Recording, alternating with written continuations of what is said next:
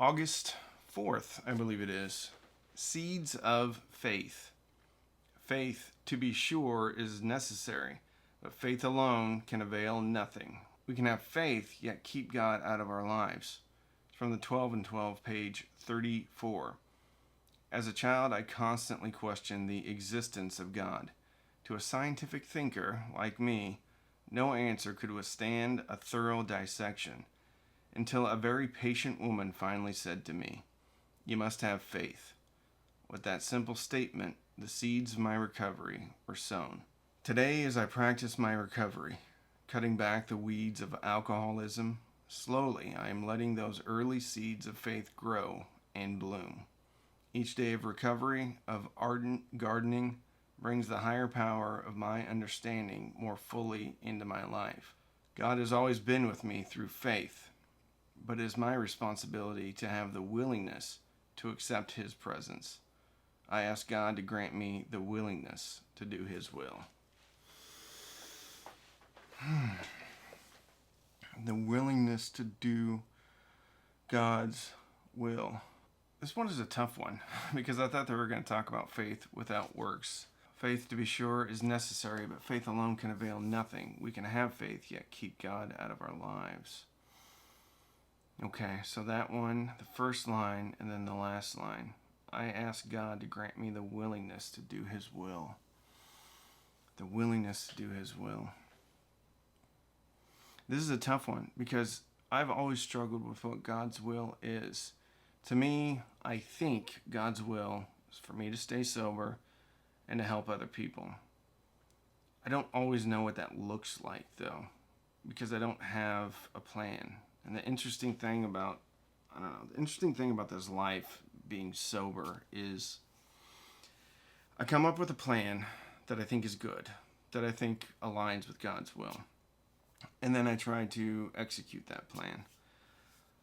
There's certain parts of that plan that need to be done daily, every day, at least in my opinion. Pray in the morning, be kind to everybody, think about somebody that I can help, and try to stay out of my own head. Problem is, I don't do that very well because as soon as I wake up, I do pray. I've been doing meditations too each morning, or trying to do meditations each morning. But as soon as I get done with that, I go out with a vision of what my day looks like, of what my will is, of what I need to get done. I think I need to start adding into that, obviously. I mean, stuff needs to get done, right? But I'm not adding in, and I'm a person of routine. I do the same thing almost every day, or I aspire to do the same things every day. I have the most comfort in routine. I need to add something in there about helping other people. Because obviously that's God's will, right? To help other people, to stay out of self. So each morning I need to ask God for the willingness to do His will. And if His will is for me to help other people, and His will for me is to stay sober, then the only thing I need to do is do the things I know keep me sober. I have a lot of evidence of that. And then add in, what am I going to do to help somebody else today? Maybe just one thing. As I practice my recovery, cutting back the weeds of alcoholism, okay? Cutting back the weeds of alcoholism, that's culling. That's getting rid of the bad stuff, the unwanted stuff.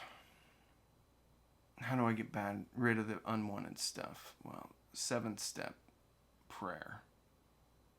Remove from me all these defects of character that may stand. Let me look that up. My Creator, I am now willing that you should have all of me, good and bad. I pray that you now remove from me every single defect of character which stands in the way of my usefulness to you and my fellows. Grant me strength as I go out from here to do your bidding, which is your will. Amen. Okay, so for me, the weeds are defects of character, which stands in the way of my usefulness to help my fellows. Grant me strength as I go out from here. Okay. All right. I know I'm all over the place today.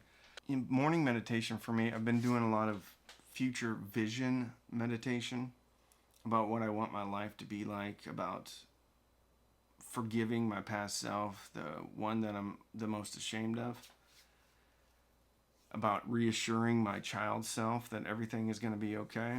And I need to add in there helping other people. And I have faith that that meditation is going to work as far as being